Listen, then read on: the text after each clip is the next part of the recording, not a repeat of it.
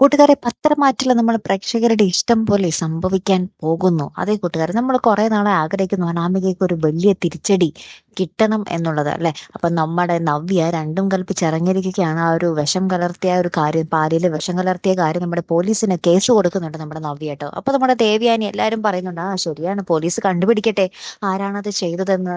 അപ്പൊ എല്ലാരും പറയുന്നുണ്ട് കേട്ടോ. അപ്പൊ അനന്തപുരി തറവാട് മൊത്തം ഫുള്ള് നമ്മുടെ നവ്യക്ക് സപ്പോർട്ടുമാണ്. അപ്പൊ നമ്മുടെ നവ്യ ഈ കാര്യങ്ങളൊക്കെ നമ്മുടെ നന്ദുവിനടുത്തും നയനയടുത്തൊക്കെ പറയുന്നുണ്ട്. അനാമികയാണ് ഇതിന് പിന്നിൽ, അത് ഞാൻ അറിഞ്ഞു എന്നൊക്കെ പറയുന്നുണ്ട്. എന്റെ അമ്മായിമ്മയുടെ വായിൽ നിന്ന് തന്നെ ഞാൻ കേട്ടു എന്നൊക്കെ പറഞ്ഞ് നമ്മുടെ നവ്യ എല്ലാവരോടും പറയുന്നൊക്കെ ഉണ്ട്.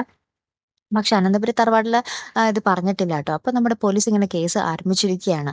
ഇനിയായിരിക്കും നമ്മുടെ അനാമികയാണ് ഇത് ചെയ്തതെന്നും അനാമിക പോലീസ് പിടിയിലേക്ക് ആകുന്നതും അല്ലെ കൂട്ടുകാരെ. എന്തായാലും നമ്മളെ ഞെട്ടിക്കുന്ന ഒരു കഥാമുഹൂർത്തങ്ങൾ തന്നെയായിരിക്കും കേട്ടോ വരാൻ പോകുന്നത്.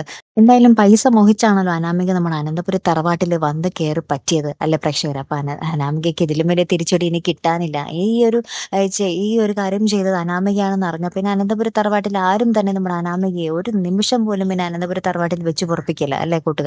അപ്പൊ എന്തായാലും നമ്മുടെ അനാമികയെ നമ്മുടെ മുത്തശ്ശൻ തന്നെ അടിച്ചിറങ്ങുന്ന ഒരു കിടിൽ മുഹൂർത്തങ്ങൾ തന്നെ ആവട്ടെ നമ്മുടെ പത്രമാറ്റിൽ വരാൻ പോകുന്നത് അല്ലെ. അപ്പൊ എന്തായാലും നമുക്ക് കാത്തിരുന്ന് തന്നെ കാണാം കേട്ടോ. അപ്പൊ ഇതുപോലത്തെ റിവ്യൂസിനായിട്ട് നിങ്ങൾ മറക്കാതെ ചാനൽ സബ്സ്ക്രൈബ് ചെയ്യണം കേട്ടോ.